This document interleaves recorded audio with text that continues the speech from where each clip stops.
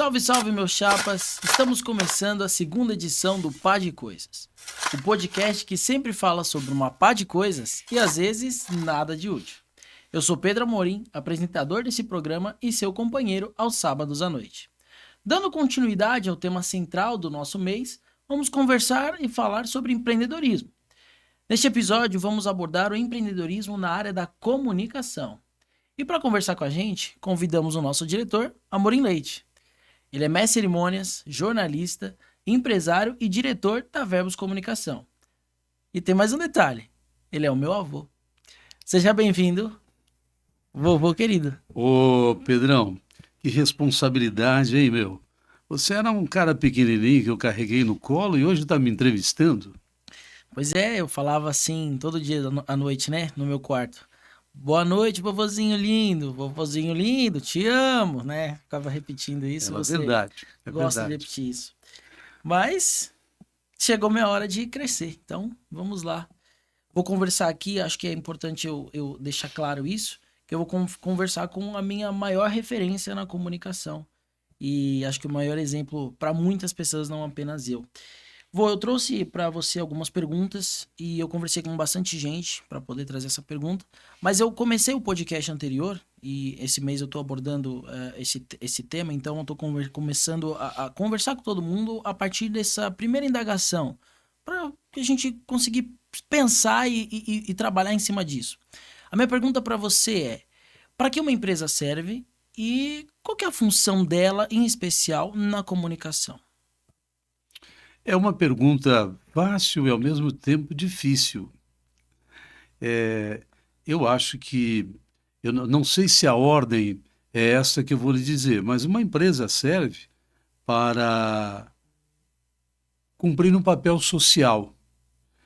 Quando eu era jovem, office boy de uma empresa, uma vez o dono da empresa me levou até o centro da cidade, me deu carona porque eu ia fazer alguns trabalhos lá.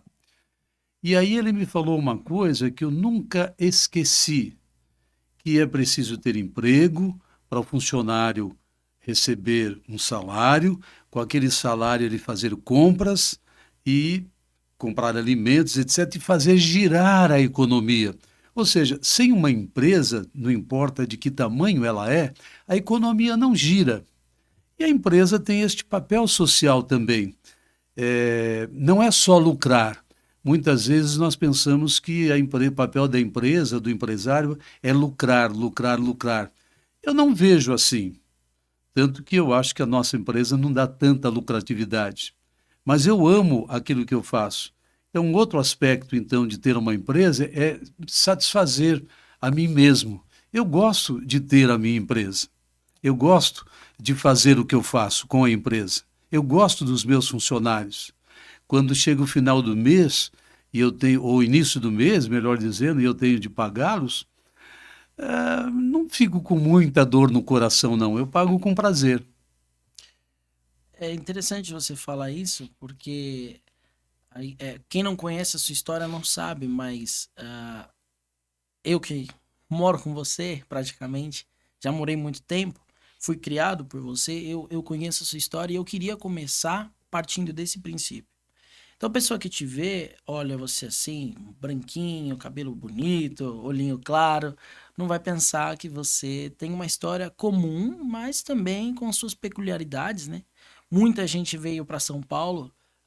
Nós tivemos a história de São Paulo, a história do Brasil mostra isso. Nós tivemos a imigração europeia, o pessoal veio da Europa para São Paulo, tivemos para o Brasil, né? Tivemos o êxodo rural, tivemos também os baianos e os mineiros que vieram para cá, e você é um baiano que veio para cá.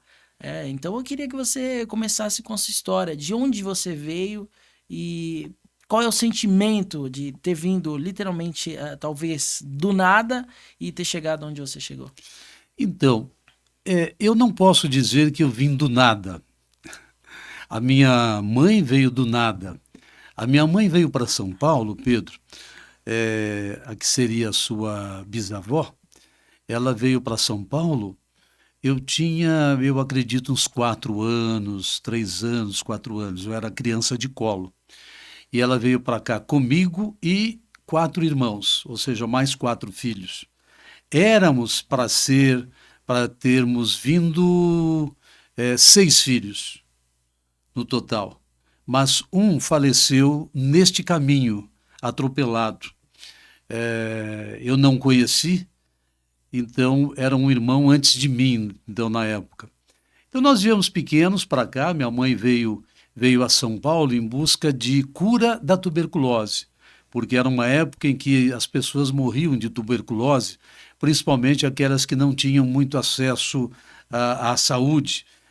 A minha mãe morava com os meus irmãos no que a gente chama de sertão baiano. A cidade é Casa Nova, do lado de Juazeiro. A gente tem Pernambuco de um lado e a gente tem a Bahia do outro lado. Então, nós temos um rio que divide esses 2 estados, que é o Rio São Francisco. E Juazeiro está na margem oposta à Petrolina. E Casa Nova está ali perto de Juazeiro. Casa Nova é hoje uma parte dela chamada Nova Casa Nova, porque foi inundada para fazer a usina de Sobradinho, etc. Mas eu sou de Casa Nova, uma cidade não muito conhecida e às vezes até com dificuldade em encontrar ali para tirar um documento e assim por diante. Mas a vitoriosa dessa história aí, na verdade, é a minha mãe, que infelizmente já faleceu. Ela veio para cá, ela veio cuidar da própria saúde, depois de ter passado uns maus bocados, não vou entrar em detalhes aqui, meu pai morreu, eu tinha 40 dias quando ele morreu, enfim. A minha mãe veio para cá, se tratou, cuidou de nós e conseguiu nos dar meios para a gente então crescer, estudar e se formar. Você chegou em São Paulo, onde foi o primeiro lugar que vocês foram morar? Você se recorda? Foi em Santo André, na casa de um tio, de irmão da minha mãe, que também já faleceu. Bom, em que momento você começou a se apaixonar pela comunicação? E o que veio primeiro? Veio o jornalismo ou o mestre de cerimônias? O que você decidiu ser primeiro? Então, eu acho que eu tinha dentro de mim, eu tenho dentro de mim, este dom da comunicação desde criança, porque as professoras me escolhiam para ler discursos, ler homenagem à pátria, uma porção de coisa, e eu sabia ler bem, eu estava um pouquinho melhor do que os outros na leitura. Depois, à medida que eu fui crescendo e fui estudando mais, fui para o ginásio, fui para o colégio, fui fazendo faculdade, essa questão da comunicação foi se enraizando mais em mim. Tanto que eu fui, então, fazer jornalismo. Eu fiz jornalismo para saber escrever, fazer reportagem. Eu não tinha na minha cabeça um alvo de, vou fazer jornalismo para estar lá na televisão apresentando.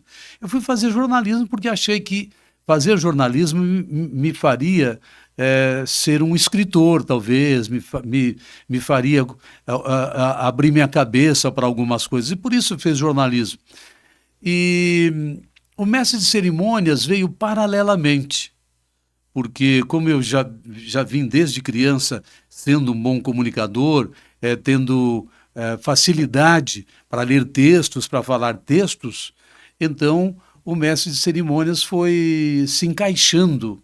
Eu vi alguém fazendo isso um dia, falei assim, acho que eu sei fazer aquilo ali também, vou tentar fazer. Alguém abriu a porta para mim e eu entrei nessa porta e aqui estou. Isso é muito importante, sabe? Eu sou grato a muitas pessoas que abriram as portas para mim. Por isso eu gosto de abrir as portas também para os outros. Qual que foi o seu primeiro emprego na comunicação? Você já me falou que você trabalhou bastante com gráfica. Na comunicação foi em gráfica? Eu acho que a gente pode dizer que a gráfica é um braço da comunicação, sim. Eu trabalhei numa gráfica muito pequena, inicialmente, foi muito interessante, e ali eu aprendi desde a operar impressora até fazer arte. Só que nessa época, eu tinha uns 18, 19 anos, nessa época as artes eram feitas de maneira muito diferente. Não é hoje igual ao computador. Existe uma palavra que ninguém conhece hoje, chamada Pestap, que é colar em cima. As artes antigamente você recortava papel e colava numa folha de papel branco e dali era fotografado e dali fazia-se o que a gente chama de fotolito e assim por O diante. fotolito veio. Era um processo ainda depois. Não, o fotolito não é que é um processo, é o processo seguinte para a impressão. Entendi. Então, antigamente, você tinha uma arte, um original, aquilo era fotografado, fazia-se um filme, mas não igual o filme fotográfico, fazia-se um filme, negativo ou positivo, e este filme, então, era colocado em cima de uma chapa de alumínio. Essa chapa de alumínio tinha uma emulsão.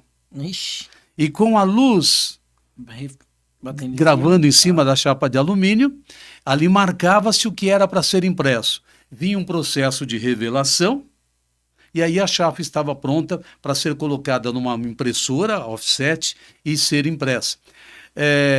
Esse processo de emulsão e de revelação é semelhante ao que havia antes, que era muito usado também, na fotografia de filme. Você colocava um filme dentro da máquina fotográfica para fotografar. É o mesmo processo. O filme era sensível à luz, a chapa era sensível à luz.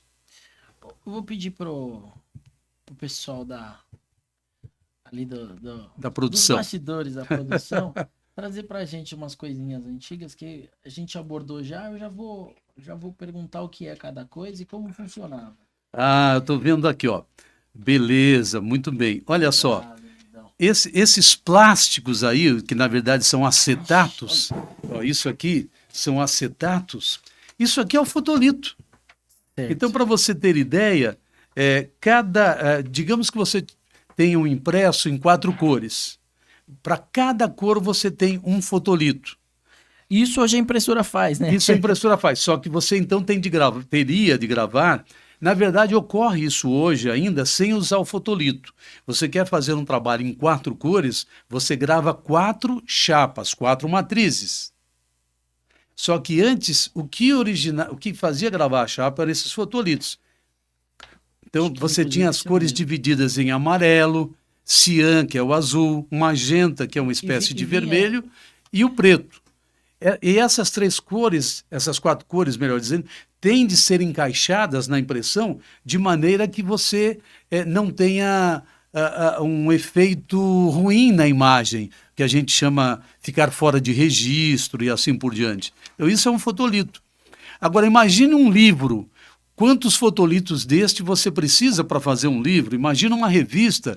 Quantos fotolitos deste você tem para fazer uma revista? Você tem uma revista de 60 páginas, 64 páginas, antigamente você teria de ter 64 vezes 4 então, fotolitos. E isso você tinha de montar numa grande prancha para poder imprimir. Era um trabalho muito grande que você tinha. Era mais caro, né? Muito mais caro. Você tinha era mais caro porque você tinha muito mais mão de obra e era mais caro porque você usava muito material. Quer dizer, há muitos detalhes aí ainda que a gente pode falar, mas tomaria muito tempo de você. Mas era um trabalho artesanal. Hoje, eu não sei diagramar no computador, usar um InDesign, por exemplo, mas eu sei pedir o que o nosso diretor de arte, que a nossa diretora de arte deve fazer. Então eu sei o que é uma retícula. Olha, eu falo assim, olha, coloque aqui um fundo reticulado de 10% do azul. Então vai sair um azul claro, 10% de vermelho, ou combine um pouco de amarelo com vermelho e assim por diante. Um chapado. Eu sei toda a linguagem gráfica antiga. Assim como na fotografia, eu também sei a linguagem antiga da fotografia, porque eu gosto de fotografar ainda até hoje. Você diria que isso é um diferencial em relação a não sei, alguns concorrentes eu não sei se é um diferencial a alguns concorrentes, mas é um diferencial que eu tenho ao trabalhar, que eu tenho uma visão, digamos assim, mais geral, mais global, porque eu sou da antiga. Eu passei por esse processo todo, gráfico, não é? Eu passei, então, eu sei formatos de papel,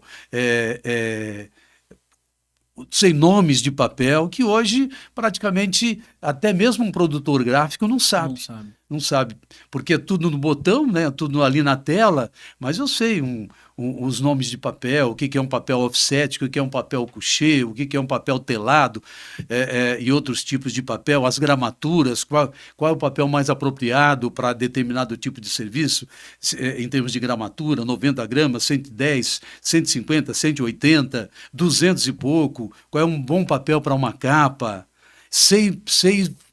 conheço sobre acabamentos de um trabalho, como é grampeado, se é blocado ou não. Eu não preciso muito ouvir o gráfico em si, mas eu mesmo sei pedir à gráfica o que eu quero. Esse daqui é o quê? Desculpa, Olha aqui. Então, olha, mudamos isso aqui repentinamente de assunto. é uma bobina, né, um carretel, veja só, de um filme de 35 milímetros que a gente usava e colocava na máquina fotográfica. Então, isso colocava-se dentro de uma máquina fotográfica e lá dentro, à medida que a gente fotografava, as imagens iam sendo gravadas aqui, porque isso aqui é um acetato que também tem uma emulsão sensível à luz. É esse daí que você coloca, mergulha dentro da água? Isso aqui depois, ele vai passar por um processo que a gente chama de revelação. Não Então, vira... isso aqui é um negativo. Daqui a gente. Aliás, eu estou vendo que esse aqui é um filme preto e branco, que a gente usava muito pouco. Isso aqui era revelado, e daqui você ia para um ampliador para imprimir as fotografias num papel fotográfico. Esse é o processo. Isso aqui ainda é do tempo que a gente, quando comprava filme. Vocês que hoje usam as máquinas fotográficas e usam o ISO, isso aqui é do tempo que a gente falava ainda ASA. Depois que mudou, antigamente, a sensibilidade de um filme, a gente falava em ASA, ASA 100, ASA 200, ASA 400. Hoje é ISO, ISO 100, ISO 200 e assim por diante, que é o que tem nas câmeras digitais também. E este aqui é um filme de ASA 100, está aqui 100, e é um filme de 24 poses, só dá para eu fazer 24 fotografias, e hoje você sai com uma câmera digital, você vai fazer um evento, um casamento, você bate 1000 fotos, Até mais. 2000 fotos, e é muito interessante. Então, acabavam as 24 fotos, você não tinha como saber, estou olhando para lá que eu estou falando com o Bruno, mas é muito interessante. Isso aqui, quando acabavam as fotos, que o filme terminava, você não tinha como saber se estava legal. Só depois de revelar. Você tinha de ser muito bom, você tinha de saber regular a máquina, a abertura, a velocidade, a luz para entrar. Isso tudo era da. Legal você falar disso, porque eu vou abordar Então, só depois aí você ia olhar e falar, putz, grila, está muito escura essa foto. E agora, essa foto aqui está muito clara e assim por diante. Mas era assim o nosso trabalho. Ou às vezes essa bobina aqui, esse filme, aliás, não é bobina nem carretel, isso aqui é magazine. Às vezes o filme quebrava aqui dentro por um defeito na máquina, a gente perdia. Fale. Agora me surgiu até uma... Era caro? Não era caro, não era caro. O processo todo se tornava caro, porque você comprava o filme, você mandava revelar, você mandava ampliar, e aí então se tornava caro, né? E você, se você fazia um casamento com um filme desse de 24, você tinha filmes de 12, 24 e 36. Nossa, era pouco. Então você imagine, se você ia cobrir um casamento, um aniversário, quantos filmes desse, quantos magazines desse você precisava para cobrir um casamento. Então você ia com 10, com 20, com 30 desse ali no bolso para ir trocando e não perder a fotografia. Você acha que justamente por isso, então a pessoa não tinha como ver como que estava a foto na hora que ela fez, só depois de revelar? Você acha que antigamente os fotógrafos, eles tinham, como posso dizer, eles tinham mais um dom e hoje... Com toda certeza, mais um dom. É mais ou menos, você que gosta de carro, que eu sei, veja, hoje é tudo automático no carro, a direção hidráulica... elétrica já. Elétrica, não é? Você tem o carro automático, tudo... Mas antigamente não, era a embreagem, era trocar de marcha, era ir lá no Fusquinha ver como é que funcionavam as coisas. Então, o motorista de ontem, ele tinha muito mais conhecimento de mecânica e até mesmo de eletricidade do que o motorista de hoje, porque hoje está tudo automático. Aparece no painel o defeito, olha, você está com o pneu murcho, você, não é verdade? É verdade. Então, isso não sei não, mas olha, vou arriscar uma coisa que eu nunca pensei, mas estou pensando agora. Emburrece um pouco o motorista. A tecnologia, né? A tecnologia. Até questão de experiência, né? Antigamente Exatamente. você não tinha controle de estabilidade, tração, essas coisas. Hoje as câmeras até falam pra gente hoje quando a foto tá ficando ruim. Pouca luz, não sei o que, Exatamente, ela já avisa. exatamente, exatamente. E esse daqui? Ah, rapaz, isso aqui chama-se slide. O slide é, na verdade, este mesmo filme que eu acabei de mostrar agora, Cortado. mas positivo. Ah, tá. Ele sim, o filme de slide, ele é um filme positivo. O que é um filme positivo? O negativo, que é aquele que nós mostramos agora, ele se torna positivo quando ele imprime no papel. E o positivo você já vê o que é a imagem, ele já é a imagem própria. Então isso aqui servia para você montar audiovisual. Você projetava na parede os slides e contava uma história. Que legal. Então, por incrível que pareça, muitas empresas tinha o seu filme corporativo, o seu filme institucional feito de slide. Aí montava-se 3, 4, 5 projetores de slide, até podia se colocar no computador, o computador mudava, porque você tinha uma gaveta que você colocava vários slides ao mesmo tempo. E Certo. ele ia caindo na gaveta, tá aqui, ó. Ah, Ele ia caindo na gaveta e mudando a imagem, e vai mudando a imagem. Ele também chamava um magazine, e vai mudando o slide, vai mudando o slide e vai passando. E aí tinha uma narração, etc., e o slide projetando. que legal. Então, isso aqui chama-se slide, ou diapositivo, e também era usado muito para impressão. Quando você queria uma fotografia muito boa, principalmente na capa, você usava o diapositivo, você usava o filme positivo, não desse tamanho. Eu diria que seria uma foto mais ou menos do tamanho já desta moldura, para poder garantir a ampliação e não ficar com defeito, não ficar estourado, não aparecer granulado, não aparecer granulação na, Sim. na foto. É muito interessante também essa questão aí. Isso aqui, na publicidade, na comunicação, foi muito usado. Era usar um diapositivo, principalmente para fazer grandes imagens, era frequente, muito frequente. Tanto que você hoje compra nos bancos de imagens, você compra a imagem digital. Antigamente você comprava ou alugava um Até deste alugava? maior para você fazer a sua campanha e Legal. assim por diante. Antigamente, você tinha grandes campanhas de divulgação de um novo automóvel. Aliás, as montadoras praticamente sustentavam as grandes revistas. Então, as agências de publicidade contratavam fotógrafos com máquinas grandes, enormes, que você conseguia ter um diapositivo desse tamanho assim, porque eles iam usar a foto daquele carro, enfim, daquela campanha, em 2 páginas. Página dupla, né, de uma Uma revista. revista.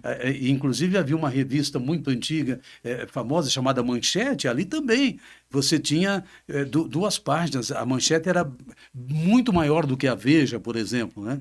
Então, para você ver a importância. E hoje você tem isso no No computador, computador. na imagem digital. Em que momento que passou, as imagens passaram de ser dessa forma a ser feita de maneira digital? E você, se lembra se você... Eu não lembro exatamente em que década foi, mas as coisas foram caminhando aos poucos, sabe? As primeiras máquinas digitais para fazer foto não atendiam a necessidade, não atendiam. Elas eram de baixa resolução. A gente precisa ter, no mínimo, 300 dpi, né? Dpi é pontos por polegada. Então, as primeiras câmaras fotográficas digitais, que eram mais caseiras, digamos assim, era para o dia a dia, de uma viagem, de uma pessoa doméstica, não eram profissionais, elas vinham com a possibilidade de fazer imagem muito pequena. Quando você aumentava para fazer um trabalho gráfico, por exemplo, não serviam, né?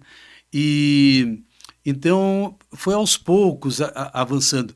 Permita-me contar uma história muito rapidinha que é muito interessante, sabe? Você viu esse filme que está aqui? Ah, não, ele é da T-Max. Mas havia pelo menos duas grandes companhias que dominavam o mercado na área de filmes. Uma era a Fuji e a outra a Kodak. Eu acho que tá aqui, ó, Kodak. Esse é Kodak? Onde está Kodak aqui? Aqui em cima, pequenininho. Pequenininho? É. A Kodak até hoje, né? Ela faz. Não, forte. então, a Kodak. Então, tá aqui, ó, a Kodak fazia. Você sabe o que aconteceu? Diz a lenda que a Kodak foi alertada para o fato de que o mercado estava mudando e que as pessoas não iam comprar. E diz a lenda que, acho que é algo mais ou menos assim, a Kodak não acreditou. E a Kodak não se atualizou e ela não conseguiu entrar nesse mercado digital. Caramba. Verdade. Eu achava que a Kodak ainda estava ali forte. Não. Eu vejo tanta coisa ali de impressão de foto Kodak, eu falo, nossa. Ela na questão digital, de Ela máquina levantou. pelo menos, ela não se atualizou e perdeu o mercado, diminuiu bastante o mercado. Se você quiser, talvez, eu agora quero dizer a você que eu não estudei essa parte aí.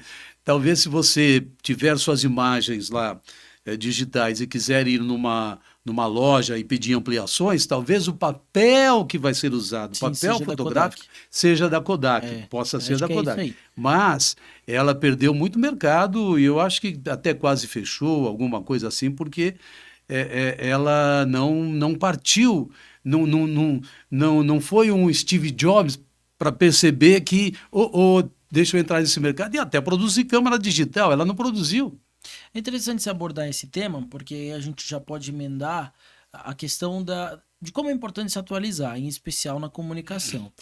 A gente tem visto um crescimento da inteligência artificial em todos os setores. E eu queria saber, a inteligência artificial na comunicação, em especial na publicidade, como ela pode ajudar e qual a importância, por exemplo, eu perguntei em relação à foto, se antigamente a pessoa tinha um pouco mais de, como posso dizer, se ela era mais, se ela conseguia, se ela tinha mais o dom de fazer foto. Você acha que hoje, com a inteligência artificial, o profissional da publicidade pode perder aquela. Hoje eu tô perdendo as palavras. Pera. Aquela criatividade, aquele dom, aquela coisa Exatamente. assim. Então, eu gosto de usar uma frase que se chama, ou de uma palavra que é repertório. É verdade. Você não Sempre fala pode disso. ficar restrito à inteligência artificial. Você tem de pegar essa inteligência artificial, somar com o seu conhecimento, com o seu repertório, somar e devolver algo melhor. Entende? Sim. Se você só usar a inteligência inteligência artificial, por artificial. exemplo, você quer fazer um texto, e aí vai lá e consulta a inteligência artificial, olha, eu tenho de escrever um texto sobre esse tema, o que você tem aí? Aí ele vem, ficou um texto genial. E você então usa esse texto para publicar e não colocou nada seu, eu não acho legal. Não acho que está certo. Acho que você tem de somar. Só que eu estou aqui restringindo a inteligência artificial em texto só, não é? Mas ela vai muito longe, vai com a criatividade, tem a questão das imagens.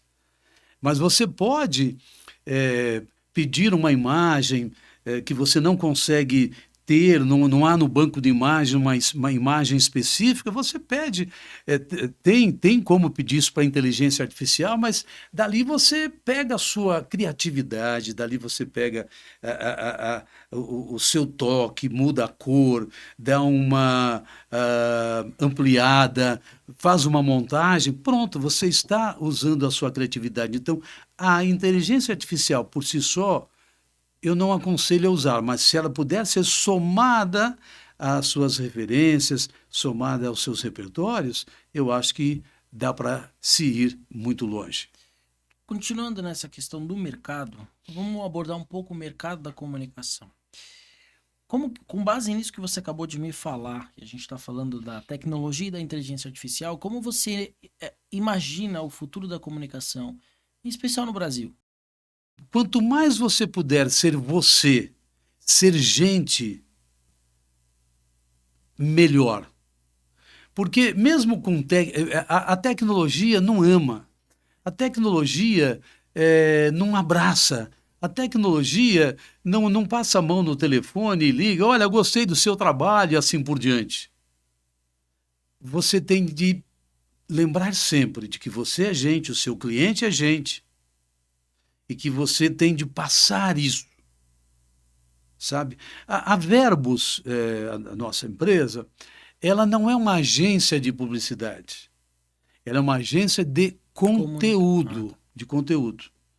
A gente produz conteúdo para o site, a gente produz conteúdo para uma revista, 2 revistas impressas, a gente produz conteúdo para as redes sociais, mas nestes conteúdos todos é preciso haver ali, em todo momento, a nossa participação como gente, e principalmente com um toque de verdade. A gente tem que ser verdadeiro, senão a gente não está atendendo bem o nosso cliente. Você comentou sobre revista, e é muito legal porque a gente tem visto um crescimento cada vez mais, né? A gente está vendo uma mudança daquele dos jornais impressos, de revista, tudo para virando digital. Então, você acha que em pouco tempo, digamos em pouco tempo mesmo, né?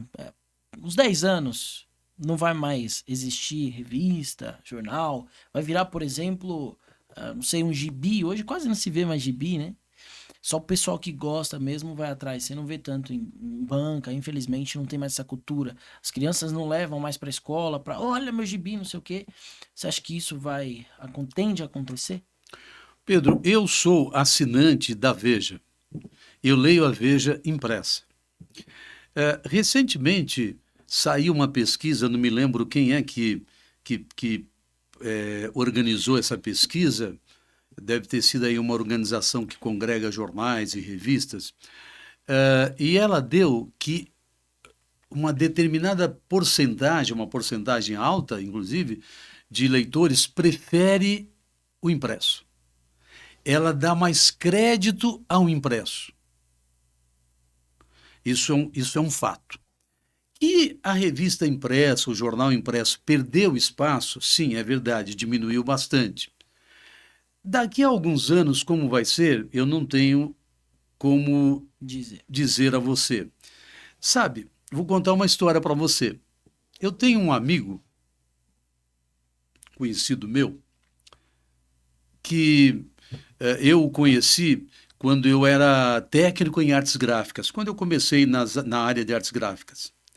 Este amigo era vendedor de clichê. Clichê é um outro tipo de matriz para impressão. Eles chamavam de latinha, na verdade um zinco com alto relevo e o clichê imprime direto no papel. Este amigo acabou mais tarde abrindo uma clicheria, chama Cliart. O nome do meu amigo é Ezequiel. Quando Ezequiel abriu, já faz muitos anos, mais de 20, 30, recentemente ele fez aniversário, mas eu não lembro, enfim, décadas. Quando ele abriu a clicheria, nós já estávamos indo para a era digital, um pouquinho. Mas como que alguém abre uma clicheria, que é algo totalmente artesanal na época, e sobrevive? Até hoje o Ezequiel sobrevive. É que a clicheria, ela tem um braço que chama-se flex alguma coisa. O flex é um clichê de borracha usado para impressão de embalagens. Não houve outro jeito de imprimir embalagens sem usar o flex, o clichê de borracha. E ele vive disso. Os filhos dele vivem disso. Ele tem uma empresa, os filhos todos estão na empresa e ele vai muito bem, sempre foi muito bem, obrigado. Qual foi o segredo do Ezequiel? Ele nunca me disse, mas eu suponho que ele tenha buscado tecnologia lá fora. Aliás, ele ia muito em feiras lá fora. Ele treinou os filhos. Ele deve ter máquinas atualizadas para fazer aquilo. Então, eu não sei se dá para contar nos dedos aqui em São Paulo quantas empresas existem como as do Ezequiel, mas a dele está lá firme e forte. Sobre a sobre revista impressa, do futuro, etc., eu acho que não vai acabar. Eu acho que haverá mercado, mas para aqueles, ou para fornecedores, que vão se atualizando, vão buscando, vão melhorando, para que eles se tornem os únicos e os melhores. Entende? Entendi. Então, eu não vou dizer a você, eu vejo que o material impresso vai acabar e nós vamos ficar só no digital. Não vejo isso. Talvez diminua ainda bem mais, mas os que ficarem, e para ficar, terão de ser muito bons. Você falou sobre as revistas, né? Os periódicos impressos terem mais credibilidade. E me surgiu uma pergunta, uma dúvida na cabeça, porque é o seguinte: a gente tem visto ultimamente um crescimento, acho que quase que muito grande, né? Cada dia mais gente tendo menos credibilidade na grande mídia, vamos colocar dessa forma. Por que você acha que isso vem acontecendo e, de fato, há uma razão nessa falta de credibilidade com a mídia? Pedro, quem está por trás da mídia? As pessoas. Pedro, as pessoas, os homens, nós temos um coração corrompido. Nós temos aqui um ponto no nosso coração que é voltado para fazer coisa errada. Então, se as pessoas que trabalham na mídia não se preocupam com essa coisa em mudar, não lutam contra este lado do coração que é de fazer coisa errada, elas vão produzir coisa errada e acabam prejudicando a mídia. Então, os homens precisamos mudar, né? Os homens precisamos trabalhar nosso caráter para nos tornarmos melhor e, com o nosso melhor, mudar os outros também para melhor, né? Para você não é triste você ver a comunicação, uma coisa tão bonita, sendo prejudicada por pessoas que não têm interesse realmente em informar? É triste, mas por outro lado, ainda bem que há essas pessoas, porque ela dá um contraste para nós que fazemos bem, que trabalhamos bem, que nos informamos bem. Elas colocam vocês lá em cima. É porque, assim, Somente isso. essa questão da mídia não ter credibilidade, por exemplo, no nosso caso, é,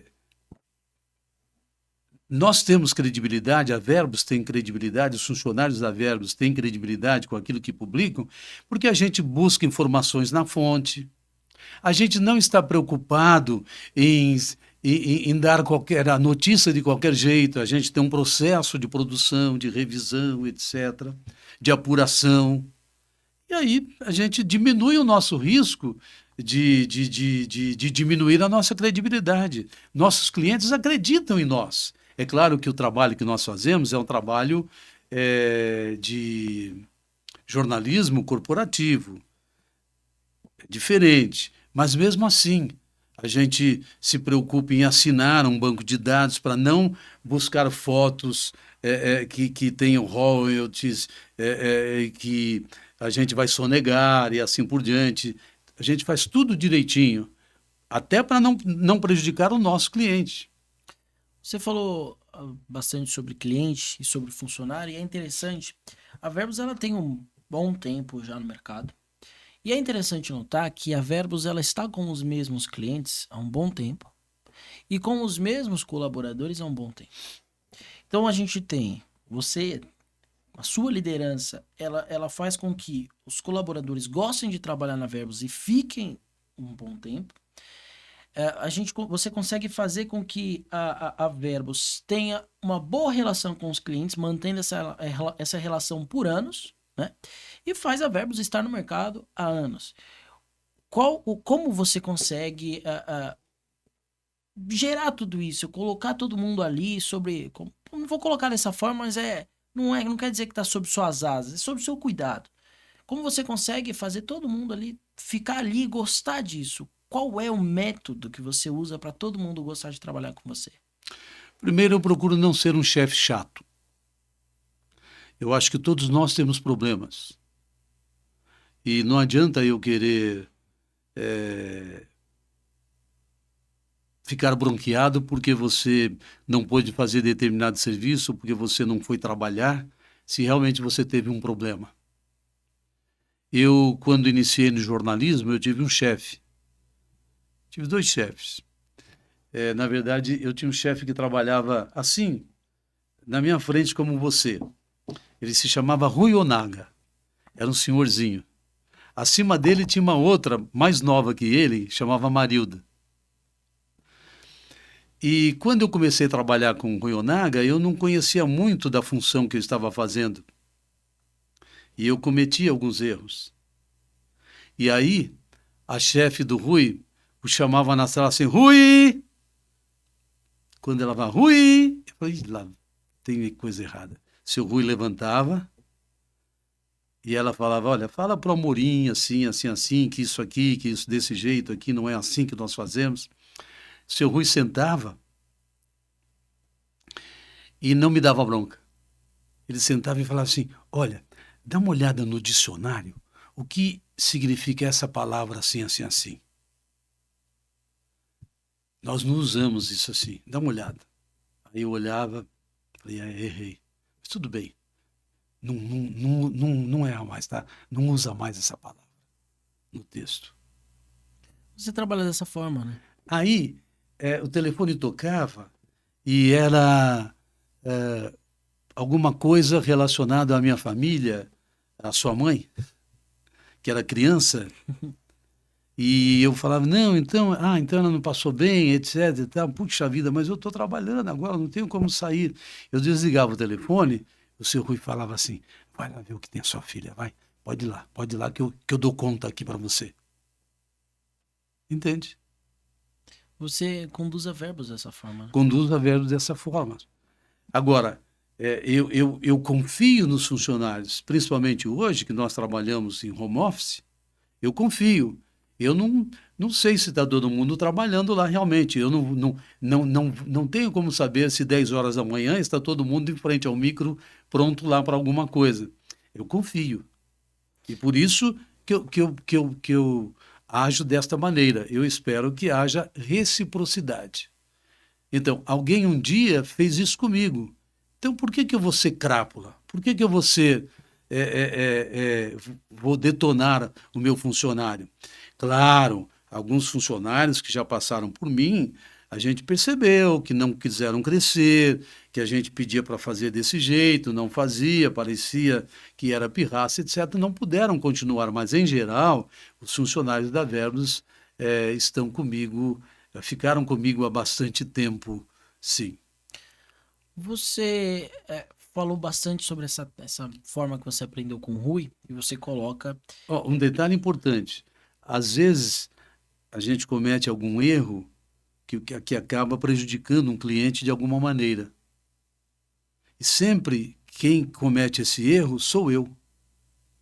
Porque você é o líder. Não posso dizer, olha, desculpa, fulano não viu, fulano deixou passar, fulano atrasou, fulano não fez. Não, olha, eu estou com um problema aqui, eu não consegui fazer isso. Eu não consegui. Eu vou brigar internamente, dizer, poxa, toma cuidado, não faz, etc., né? Não ficou legal, mas para o cliente, eu sou o dono da Verbos, eu tenho de assumir a responsabilidade. E não jogo, pode ser até um erro que o cliente tenha deixado passar, eu não posso dizer para você que errou, você não deixou passar. Eu assumo o erro e às vezes tira o dinheiro do bolso da Verbos para poder pagar, refazer um trabalho que acabou tendo um problema. É difícil acontecer, é difícil, graças a Deus, mas acontece. Você diria que esse é o segredo para uma boa relação com o cliente?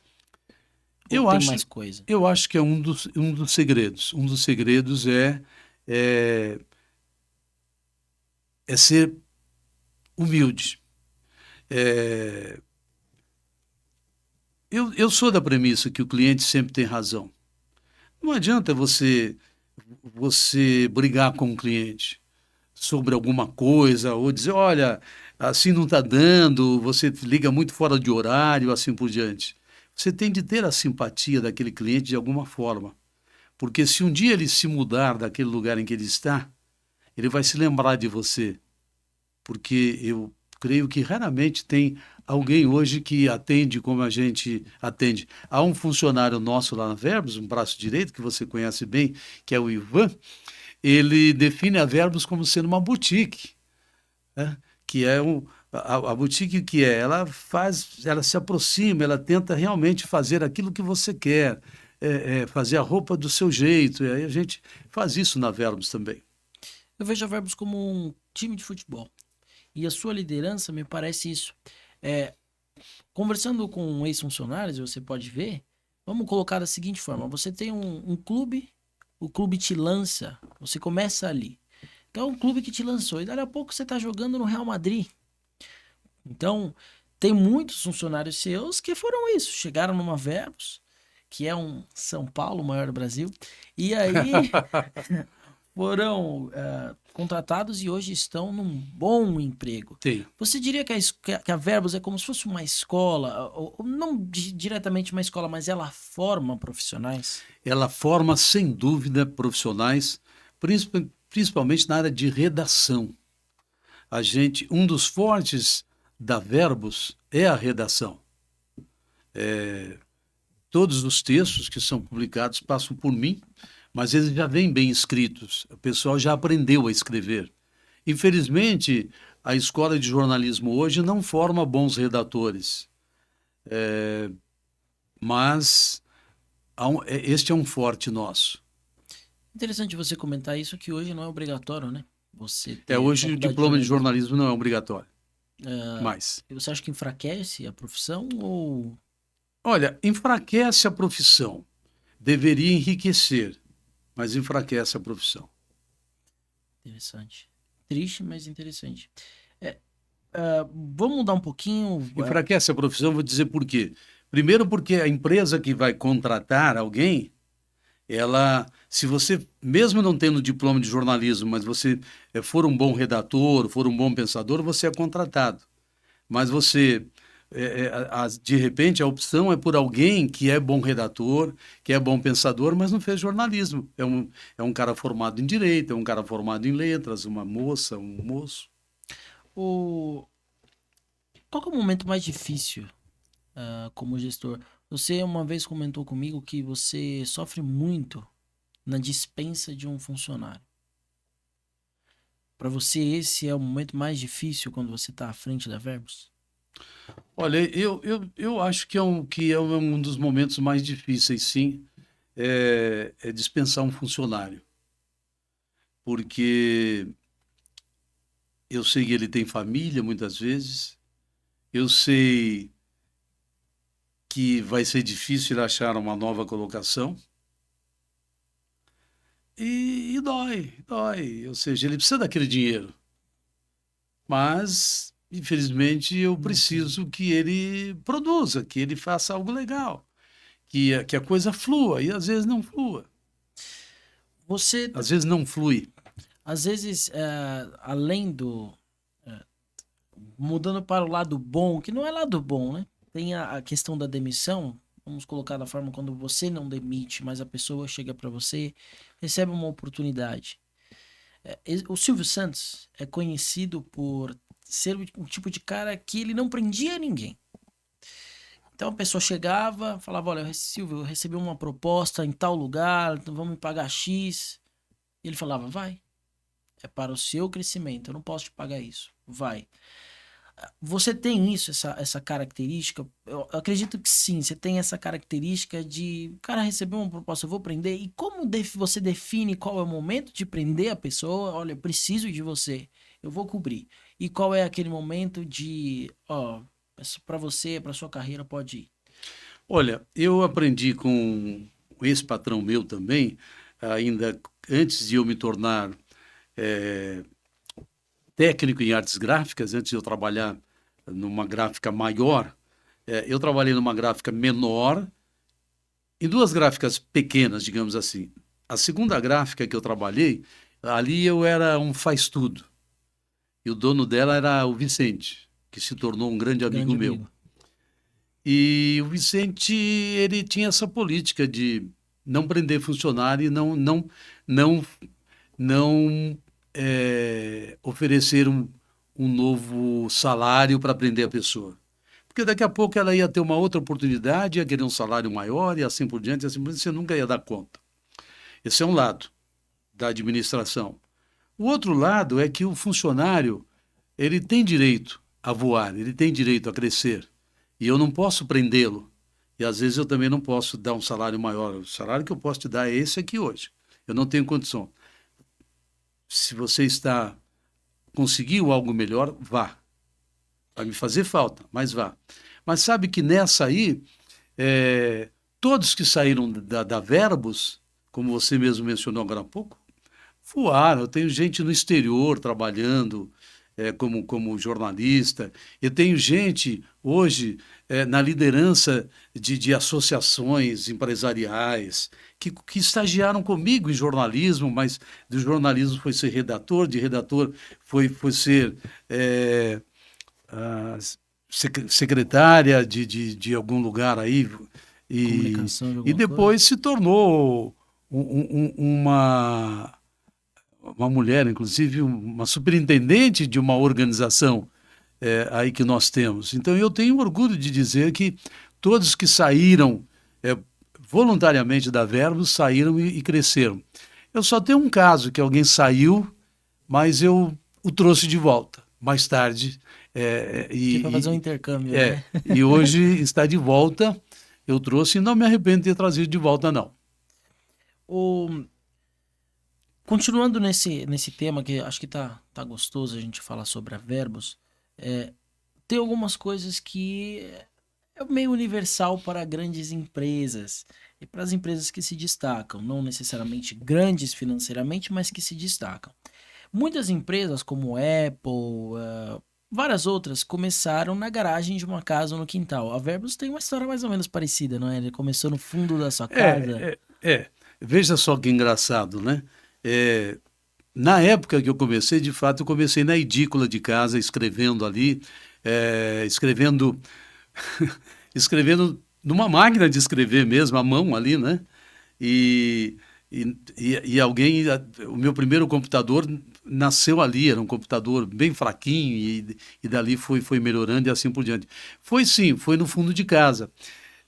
Mas você vê que eu estava adiante do meu tempo, porque eu já estava em home office, não é Ia verdade? fazer sucesso um Já, tempo depois, você já estava lá. então. Só que veja como as coisas mudam, né? Naquela época, se eu não progredisse mais tarde, alugasse um lugar para mim, etc., a imagem não era boa de alguém que trabalhava em casa, que tinha escritório em casa, assim, não é?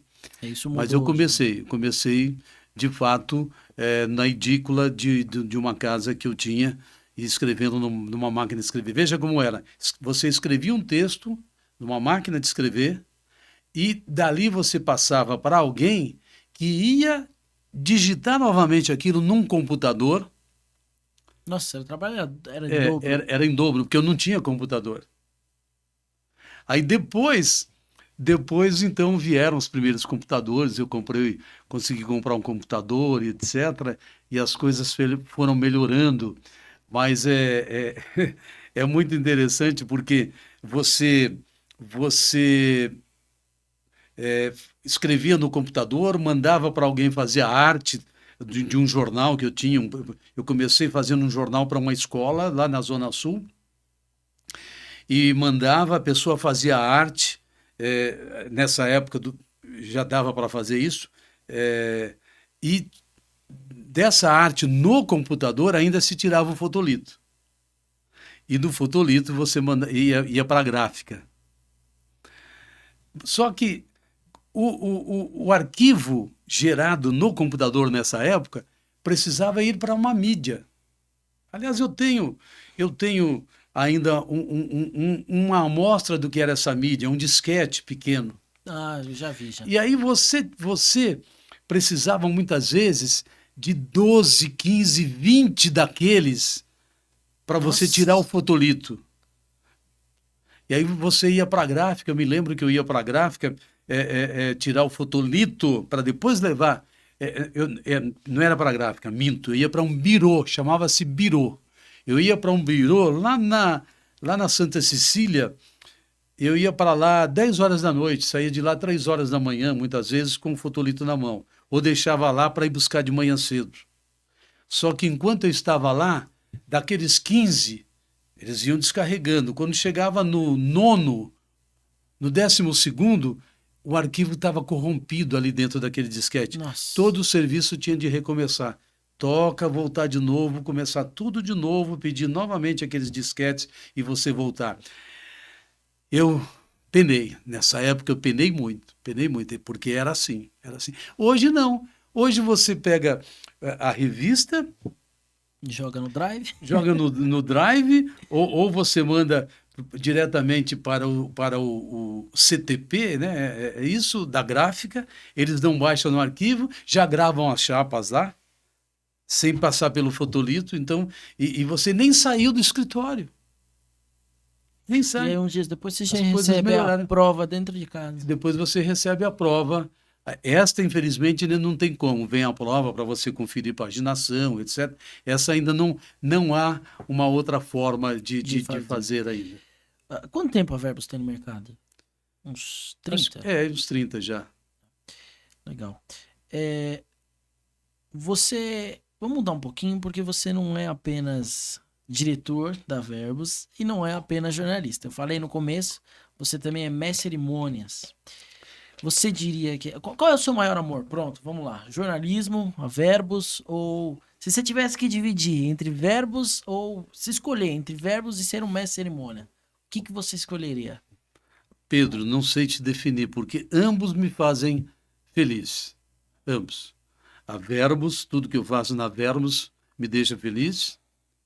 E ser mestre de cerimônias me deixa feliz. Aquele momento em que eu estou ali trabalhando, eu fico muito feliz.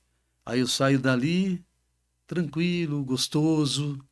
Às vezes não converso com ninguém. Não sei se o trabalho ficou legal ou não ficou legal, não sei. Mas eu me sinto realizado. É como se fosse uma terapia. É aquele negócio, não é terapia, mas é terapêutico. Exatamente. É gostoso, é gostoso. Às vezes eu vou embora triste. Jura? Muito raramente, sim. Porque por causa de algum erro? Por causa de... Eu não me senti em casa, eu não me senti com o evento na mão, aquele evento não tinha muito a minha cara, sabe? Eu não pude me dar naquele evento, me doar naquele evento como eu gostaria. Então, eu vou. Mas fiz meu papel, cumpri meu papel. Eu já vi você fazer bastante evento e é único. É de encher os olhinhos de brilho. Você, como foi chegar? Como você chegou a fazer o seu primeiro evento? Você recebeu um convite? Alguém falou alguma coisa para você? Você foi convidado para fazer um teste? Como é que foi? Então, eu trabalhava numa empresa que já não existe mais no mercado, chamada Espínola. Eu era técnico em artes gráficas lá. E como técnico em artes gráficas, eu praticamente via tudo que acontecia por lá. E eu entrei justamente nessa empresa numa época em que eles estavam lançando essa modalidade de fazer um evento super completo. Desde os convites de formatura, que era eu ajudava a produzir, até o evento pronto, com apresentador e assim por diante. E eu me liguei nisso. E eu falei, eu sei fazer isso. E eu conversei com um gerente de vendas, ele chamava Nelson Siliprandi. E ele acreditou em mim, esse gerente de vendas, que ele vendia isso. Aí ele conseguiu, com outro apresentador que já estava no mercado há muito tempo, que dominava, chamava José Carlos Sicarelli, um roteiro para mim, escrito num papel de pão, à mão. Peguei aquilo, tranquilo. Peguei aquilo e o próprio Nelson me deu a primeira oportunidade, um evento pequeno, etc., me deu a oportunidade. Vai lá e faz. Aí eu fiz. E eu gravava meus eventos. Naquela época, você podia, dependendo de onde você estava, o operador de som tinha um gravador ali na hora, porque ele usava também fita cassete para as trilhas sonoras, alguma coisa. E eu levava a minha fitinha, você pode me gravar a minha apresentação? E depois eu me ouvia. E aí eu falava assim, nossa, aqui está devagar, aqui parece que eu estou morrendo. E eu fui me autoavaliando, né, sabe? E fui olhando as pessoas, e fui olhando pessoas da televisão. Se eu assistia a um filme, no filme tinha um apresentador, eu me ligava para ver as entonações e assim por diante. E fui melhorando, melhorando. E à medida que eu melhorava, as pessoas foram confiando mais e foram me dando eventos maiores. Nossa, olha eu aqui. Primeira vez que eu fiz um evento com 400 formandos da Politécnica, da USP, no Anhembi, nossa, foi maravilhoso. Embora, maravilhoso para mim, embora não, eles são muito mal comportados, sabe? É difícil você fazer o evento, mas eu fiz, porque eles não ficam em silêncio. Tá? É uma outra história, é um outro momento aqui para a gente contar algumas histórias dessa época. Mas importante, Pedro, também uma pessoa me abriu as portas e me deu uma oportunidade. Isso é muito legal, muito legal. É preciso aproveitar a oportunidade, porque essa figura está ocorrendo em mim aqui agora. É como se a gente, atrás de você, tivesse uma porta. E aí, quando alguém abre essa porta atrás de você, para você passar, e você olha aquilo, é uma imensidão aquele mundo. E é isso que eu quero. Foi o que você Eu fez sei comigo. fazer. Você se encontra ali. Foi o que você fez comigo. Sabe? Era isso que aconteceu comigo nas formaturas. Você. Eu gosto. Você sabe, eu sou São Paulino. Posso dizer Infelizmente, né? felizmente. Infelizmente. O time dele, pessoal, tá ali atrás, ó. Ele é corintiano. Aliás, essa camiseta aqui, ó, é minha. É minha. Aqui, ó, atrás dela, não sei se dá para aparecer, não sei se a câmera que está pegando a mesa inteira aqui, tá pegando, produção? Ó, tem meu nome aqui. Esse Amorim não é dele, não. Esse Amorim tem até a data do meu aniversário ali, 18. Mas é uma camisa original, viu? Ayrton Senna foi meu ídolo. Aliás, ele tem uma frase, né, que eu já procurei. Eu li uma vez e procuro, mas não acho. Ele disse que aconteceu com ele a mesma coisa, que alguém um dia abriu a porta e ele aproveitou. Por isso ele se tornou um grande piloto. Acho que eu não sei qual frase é das oportunidades. Bom, continuando o meu raciocínio, o meu também, só um detalhe rápido, eu sou São Paulino e na minha também tá Amorim. O pessoal me chama de Amorim, mas o Amorim verdadeiro é ele, é meu avô. Eu sou a cópia barata. Enfim, voltando, tem um evento que você fez, que você fala que ele marcou bastante você, e ele é especial, acho que essa história é especial para mim, porque ela foi lá no Morumbi, então queria ouvir ela. Parece que teve até o espaço aéreo de São Paulo foi fechado. Foi. Então, engraçado, né? Telefone, eu estava em meu escritório, o telefone tocou, do outro lado era uma secretária de uma diretora de uma escola, perguntando se eu podia ir conversar com ela, que ela precisava conversar comigo a respeito de um evento. Era o Colégio Visconde de Porto Seguro. E eu marquei a data e fui lá. E aí ela disse, olha, eu queria conhecer melhor você, eu vi você numa formatura e gostei do jeito como você se virou lá numa saia justa. E então, temos um evento muito grande aqui, e eu liguei para a empresa que estava organizando o evento, naquela ocasião chamava-se Forte Real, a empresa, e eles me deram o seu telefone. E, coincidentemente, uma professora também tinha um mestre de cerimônias para indicar, que ela viu numa formatura, e nós concluímos que estávamos ambas, a diretora, falando de você. E me disse então que o evento era um aniversário de 130 anos, acho que é isso. Acho que é isso. Do Colégio Visconde Porto Seguro, e que eles tinham locado São Paulo Futebol Clube, e que o evento ia ser lá. Que haveria coreografias, e que eles só não iam ocupar o anel de cima, mas os anéis de baixo, não me lembro quantos eram, etc. Iam estar todos lá. Que viriam todas as unidades do colégio, se eu me interessava, e afim, enfim. Aí fiz, me interessei, tinha data livre e vamos para o evento. Fui para um ensaio que teve, participei do ensaio e com muita alegria fui fazer aquele evento. Ah, a associação, digamos assim, a fundação, ou melhor, a mantenedora do colégio é uma fundação alemã. E o alemão é muito rígido, ele quer precisão, ele quer coisas certas, não quer brincadeira, né? E isso me foi alertado. Falou, não saia do roteiro, não saia do script, mantenha, e foi me dado um belo de um script, muito bem feito por uma professora, não fale nada além do script.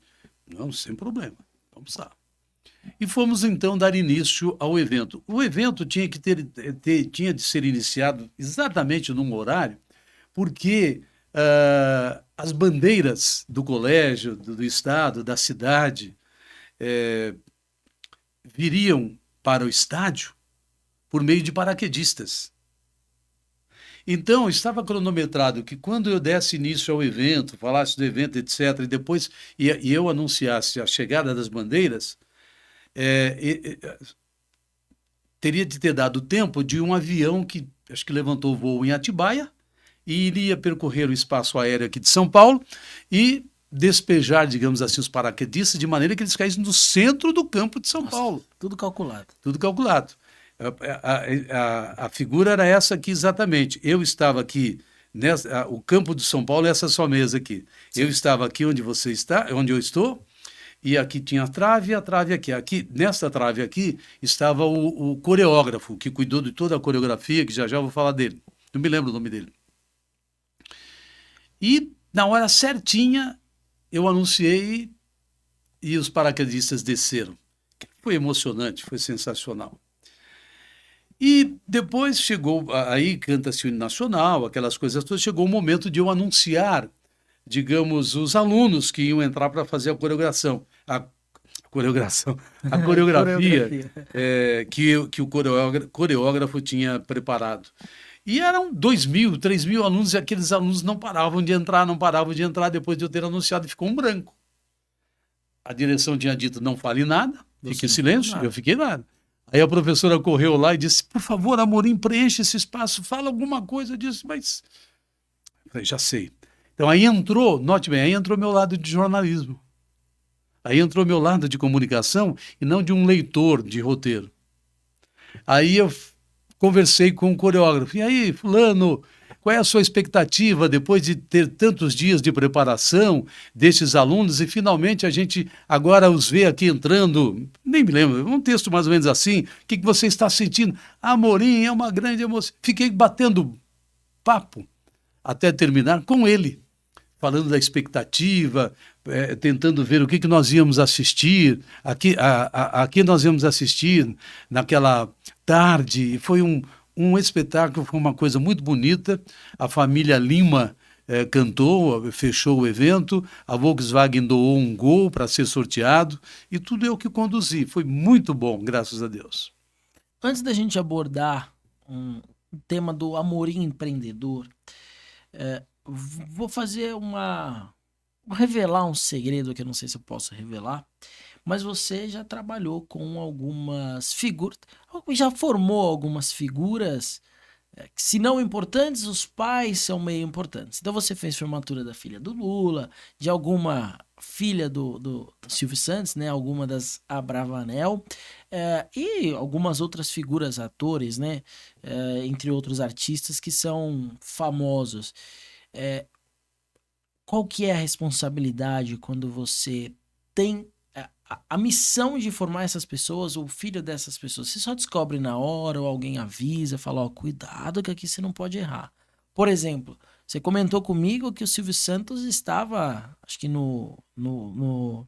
estava assistindo. Imagina a responsabilidade de apresentar um evento com o Silvio Santos vendo. Dobra a responsabilidade. Olha, dobra a responsabilidade porque ele é um comunicador. Eu não consegui identificá-lo na plateia. Você acha que isso foi bom? Eu tentei, de onde está? Mas disseram-me que ele estava lá e que eu estava formando a filha dele, mas eu não consegui identificá-lo na plateia. Essa formatura da filha dele, também não me lembro qual foi no Auditório Elis Regina, que hoje não tem mais o Auditório Elis Regina, porque o IMB mudou de nome. Esqueci para que nome foi o IMB e hoje tornou lá um grande complexo. Mas a responsabilidade aumenta porque você está trabalhando com um comunicador. Você sabe qual é uma outra responsabilidade que aumenta? É quando você faz formatura de fonoaudiólogo. O fonoaudiólogo é aquele que mexe com a voz, que conhece tudo. E já pensou você... Errar. Então, é muito interessante isso. Mas, além de... Eu já formei uma apresentadora de... Atenção, quando a gente diz já formei, eu fui o mestre de cerimônias da Sim. formatura. Não professor. E não professor, mas eu já fiz a cerimônia de formatura de uma apresentadora muito famosa na época da TV Bandeirantes. Ela fazia o esporte, a área de esporte lá. Eu já estive com o Maurício... que apresentava o jornal hoje está em Londres, Ah, tá.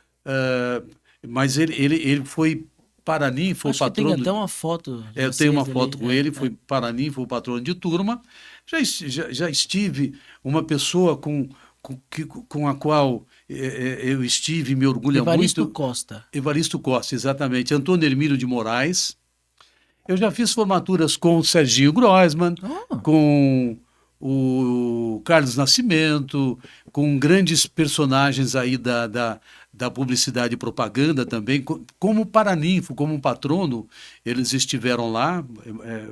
A Lilian Whitfib já foi patrona de turma em formaturas que eu apresentei. E quando essas pessoas estão lá, evidentemente a gente se sente um pouco mais com a responsabilidade aumentada, porque a gente é da comunicação e você não pode cometer erros, não é? Mas, graças a Deus, sempre deu tudo certo. legal. Eu gosto dessas suas histórias de... Havia um empreendedor, um empresário, o dono da TAM, ele chamava Comandante Rolim. E a história do Comandante Rolim, da TAM, etc., ela é muito bonita, ela é bacana, né? E o Comandante Rolim, devido ao empreendedorismo dele, devido até à maneira como ele lidava com a companhia dele, ele era sempre chamado para ser patrono de formaturas. E eu também estive com ele várias vezes. Permita-me um episódio muito interessante dele. Ele, numa formatura de administração da FMU, acho, no IMB, ele foi fazer o discurso dele e ele disse que estava ali muito feliz, muito honrado, porque estava se formando ali a filha de um comandante dele, de um piloto, né? E aí ele disse assim, este comandante, ele trabalhou muito, ele se sacrificou para formar a filha, ele trabalhou muito, eu sei do empenho que ele teve para formar a filha. E aí uma menina ali sentada nos praticáveis, como formanda, interrompe o comandante Rolim, Amaro, e diz assim, o meu pai também trabalhou muito para me formar. E o comandante Rolim disse: mas não te deu educação. Nossa. Ficou aquele silêncio, Tapa. aquele silêncio. E ele seguiu. Interromper um pensamento assim, realmente Ele era muito bom de comunicação, o comandante Rolim. interessante. Esse daí eu não sei, essa daí eu não conhecia. Essa daí é nova, essa história. Já que você falou até de algo, isso daí tá completamente fora do roteiro uma pessoa interromper alguém que está ali na tribuna, né? Qual foi o momento mais desafiador ou mais difícil nessa sua carreira, nessa sua jornada como eu vou colocar na comunicação, porque aí talvez você tenha uma história como mestre de cerimônias e uma história como jornalista, né? Duas histórias separadas, mas tentar pegar a mais difícil aí para não dar uma. Ou se quiser também pode ser. Eu não sei lhe dizer exatamente, difícil ou desafiador, talvez, mas eu acho que o desafiador foi quando eu peguei uma revista de 64 páginas para fazer, pela primeira vez, com uma equipe pequena que eu tinha, mas eu disse: nós vamos fazer, nós vamos entregar essa revista, e fizemos. Foi desafiador, evidentemente, deu trabalho. Mas entregamos, fizemos, e era uma revista mensal, e eu tenho essa revista comigo até hoje. Não a revista que eu fiz, eu tenho Tá, o este cliente. cliente comigo até hoje. E É um dos meus melhores e maiores clientes. é interessante você, não sei se você para pensar ou analisar, mas esse desafio de fazer uma revista de 64 páginas lá atrás. E hoje você tem o desafio de fazer uma revista de 64 páginas de um cliente, uma revista de cento e não sei quantas páginas de um outro cliente, administrar o portal de um outro cliente, administrar redes sociais de não sei quantos clientes. Então você vai vendo, né, os desafios vão aumentando. Com isso a capacidade e talvez não sei, o profissionalismo, né, tem que ir aumentando, né? Como é que você lida com esse aumento de desafios? Tem que estar sempre se atualizando. Então, sempre os desafios que nós pegamos exigiu uma equipe, não é? Eu não peguei sozinho. Eu peguei, tinha duas pessoas que sabiam escrever, já estavam escrevendo: olha, nós vamos pegar essa revista aqui. Esse tema aqui é desconhecido. Nós vamos atrás, vamos fazer uma reunião de pauta com o cliente e vamos atrás. Porque esse cliente está tirando de uma outra agência para nos dar. Eu ganhei a concorrência. E nós vamos fazer. E fizemos. Nem sempre a revista teve 64 páginas. Ela teve algumas edições de 130 e tantas páginas. Teve uma edição bilíngue, Nossa. distribuída na Alemanha. Então, os desafios foram aumentando. Foram aumentando, e é muito bom, é muito bom. Deixe-me voltar um pouquinho só na questão de desafio também, mas na área de formatura. As formaturas eram sempre feitas, na época que eu comecei, digamos assim, eu estava um pouquinho mais para frente aí da minha carreira, eram sempre feitas ou no IMB, ou era mais no IMB. Depois foram surgindo outros lugares. E um dos lugares que surgiram é Ibirapuera. Ibirapuera é um ginásio de esportes. Como é que vai fazer uma formatura lá?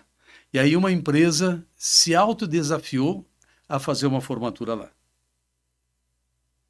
De 600 formandos da Politécnica, da USP também. E desenhou, construiu uma rampa para as autoridades, etc. E eu fui o apresentador desta coisa inimaginável até então, que foi fazer uma formatura no ginásio do Ibirapuera. Eu acho que eu fiz 3 ou 4 formaturas lá depois disso, e uma delas até com o presidente atual do Brasil, com o presidente Lula. Você também não lembrava. Foi uma formatura sui generis que foi feito, não preciso entrar em detalhes, mas ele estava presente lá e ele falou lá na ocasião. As outras formaturas, quem estava presente era era um governador do estado de São Paulo na época, Mário Covas, e Avô do Bruno Covas, né? isso, avô, e depois o próprio vice-presidente de hoje, que é o Geraldo Geraldo Alckmin. Alckmin, que se tornou governador, mas eu fiz lá no Ibirapuera, essas grandes formaturas. Independente de ideologia, é interessante. Entra para o seu, pro seu Currículo, currículo, portfólio. né? Para o seu Uhum, portfólio. é. Legal. É, como você define mudando um pouco, na verdade, de assunto, vamos entrar de novo no empreendedorismo. Como que você define a sua liderança? Como que você melhor, vou melhorar um pouco a pergunta. Como você define a sua liderança e o que ajudou você a criar esse estilo de liderança? Acho que imagino, tenho uma ideia já pelo que você já contou dos seus chefes, das experiências que você teve, mas como você define, né? A gente tem várias definições, qual que é a sua definição? Eu não sei se dá para definir numa palavra, mas a minha definição é olhando, é o famoso lance que volta e meia algum estudioso vem, não, mas está errado, não é isso, etc. Mas é se colocar no lugar do outro. E isso tem a ver com o cristianismo. Eu sou cristão, você sabe disso. Sim. E eu sei que é muito difícil a gente praticar o cristianismo genuíno. Eu não sou santo, não sou aí o melhor dos cristãos. Mas eu conheço a Bíblia e eu conheço o que é praticar o cristianismo. E eu acho que uma das coisas que tem a ver com a prática do cristianismo é essa preocupação com o outro. Com o outro. Se eu puder ajudar o outro, Você vai ajudar. eu ajudo. Tem uma frase muito... Detalhe, não ajudo para obter nada em troca, não. Não é isso. É diferente, é uma outra tá questão. No seu coração. Eu ajudo porque está no meu coração. Alguém me ajudou um dia. Nossa, quanta gente ajudou minha família, ajudou minha mãe. Senão nós não éramos o que somos hoje. Hoje somos vivos 3. Tenho 2 irmãos vivos e 2 irmãs já faleceram. Mas não éramos o que somos hoje se não tivéssemos sido ajudados por outras pessoas. Tem uma frase que é muito famosa, que é que ser cristão não é apenas ser cristão, é um estilo de vida, né? Então tem que dar o exemplo que você dá. Você já me falou sobre os desafios, já me falou sobre a sua liderança. Para finalizar, com chave de ouro, eu vou fazer uma pergunta que é importante. Que na verdade não é bem uma pergunta, é mais um recado, mas pode vir acompanhado de uma pergunta. O que você diria para as pessoas que estão querendo entrar no mercado da comunicação? Vou fazer um paralelo a isso. Além disso, qual é o recado que você dá para os empreendedores, empresários no ramo da comunicação? São para dois públicos diferentes, né? Mas o que você diria? Pedro, não tem outra coisa a ser feita a não ser estudar, Pedro. Tem de estudar. E estudar necessariamente não é apenas estudar, fazer uma faculdade. Isso eu acho que é básico, fazer uma faculdade. Mas precisa estudar, precisa ir buscar coisas para aumentar o seu famoso repertório. Este funcionário, que é o Ivan, você conhece muito bem, ele saiu da nossa empresa, da Verbos, e foi para uma agência maior. Enquanto ele trabalhou naquela agência maior, o repertório dele mudou, porque ele conviveu com pessoas com ideias diferentes, com propostas diferentes. Eu o trazendo de volta é outro Ivan que veio. É como se ele tivesse feito um estágio lá nesta grande agência e veio para cá aplicar. Eu acho que é preciso fazer estágio direto. Vou contar um segredo para você aqui agora, hoje, inédito. Eu recebi uma proposta de eu fazer uma pós-graduação em neurociência. Tem uma proposta lá. E eu fui buscar para ver o que é isso, tal, exatamente, neurociência e assim por diante. E eu estou muito propenso a fazer essa pós-graduação em neurociência. Com 69 anos de idade, aí já beirando os 70, né? Para quê? Não sei se eu fizer, né? Mas é isso. Precisa ir buscar as coisas novas, diferentes, se aperfeiçoar, estudar, faz um curso de redes sociais aqui, faz um curso de neurociência ali, faz um curso de artes gráficas, faz um curso de edição de vídeo. Você tem de se aperfeiçoar. Se você não for se aperfeiçoando, quem se aperfeiçoar vai passar você. Você não pode ficar parado. O seu conhecimento não pode ficar parado. Hoje, eu posso me dar um luxo de me acomodar um pouquinho. Porque nós temos os jovens ali trabalhando na Verbos. Tem você, um jovem com 21 anos. Tem o Ivan, um pouquinho mais velho, que tem sido meu braço direito. Tem sua mãe do lado de cá, Carolina, tocando algumas coisas na área de artes. E tem todos os outros que todo mundo é gente jovem trabalhando. Aliás, a Verbos é uma empresa de gente jovem.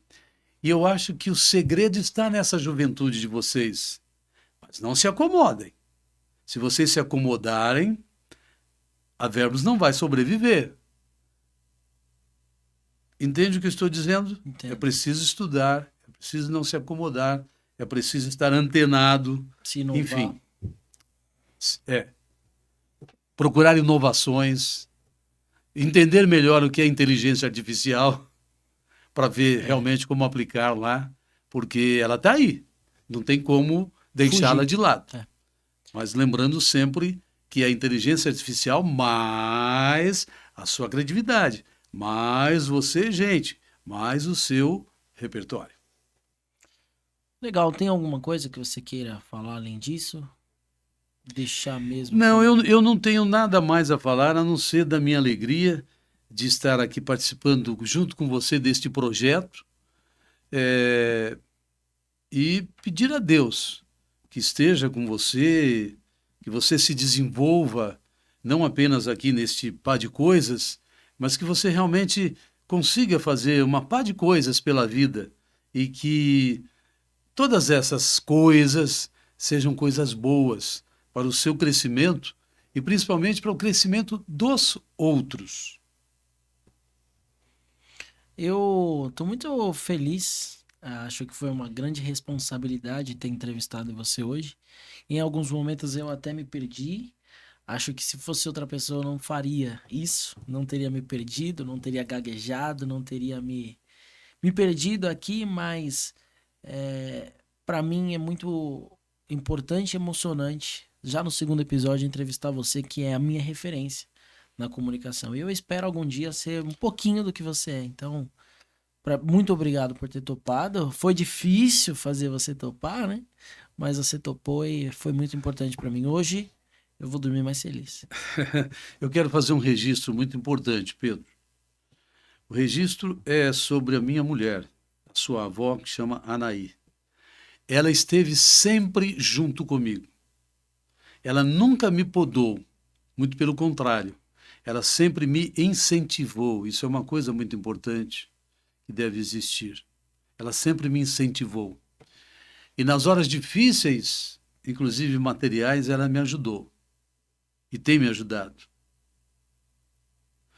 E é muito interessante porque eu até hoje tenho um aparelho de projeção de filmes Super 8. Naquela hora que você pediu para a produção aí trazer, é isso aqui, ó, esse filme Super 8 é essa bobina aqui. Eu não vou abrir, mas isso aqui é um filme Super 8.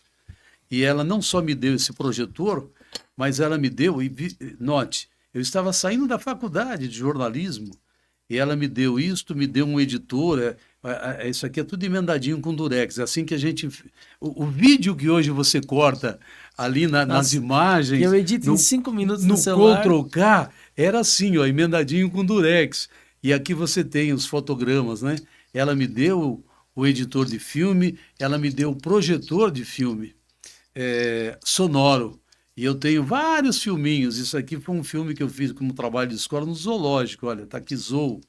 Então veja como as coisas mudaram, né? Isso aqui é mais uma prova da tecnologia, como elas mudaram, né? É isso, meu caro Pedro. Então, eu tinha de registrar esse agradecimento aqui muito especial Já, à Anaí, a sua avó, a minha esposa. já que você falou sobre ela, eu acho que eu não posso deixar de dizer que a nossa família é uma.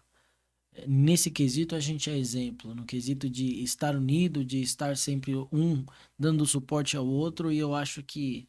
Eu fico triste quando. Não sei se você vai lembrar, quando o Jefferson estava instalando os vidros lá na minha casa, ele chegou, ele foi almoçar com a gente. A gente convidou ele e ele foi almoçar com a gente. E aí ele falou: Nossa, que legal, vocês almoçam todos juntos. E a gente falou todo dia. E ele ficou encantado por uma coisa que. Existe uma frase que é assim: existe o normal e o comum. O normal para mim é você comer com a família, mas para as pessoas não é comum, né? Esse seria o normal, mas não é comum, então as pessoas se encantam com isso. Então, para a gente ver como a nossa família unida está sempre ajudando o outro, e foi bom você ter tocado, ter falado da minha avó também, porque ela é merecedora. Então, bom, foi um episódio muito importante para mim, vai ficar na minha memória para sempre. E espero que futuramente a gente possa conversar novamente, quem sabe, sobre outros assuntos. Estou à disposição. Obrigado. Gente, esse episódio vai ficando por aqui. Eu gostaria de saber de vocês, se vocês puderem dar um conselho pra gente, seria muito importante, darem dicas, sugestão de nomes, então deixa aí nos comentários, deixa aí, compartilhe esse vídeo com seus amigos, mandem para aqueles que me conhecem ou já nos seguem ou querem nos seguir lá nas redes sociais, vai aparecer para vocês aqui o nosso Instagram, entre em contato com a gente lá, dê sugestões, né? Se eu falar errado aqui, o professor vai me bater.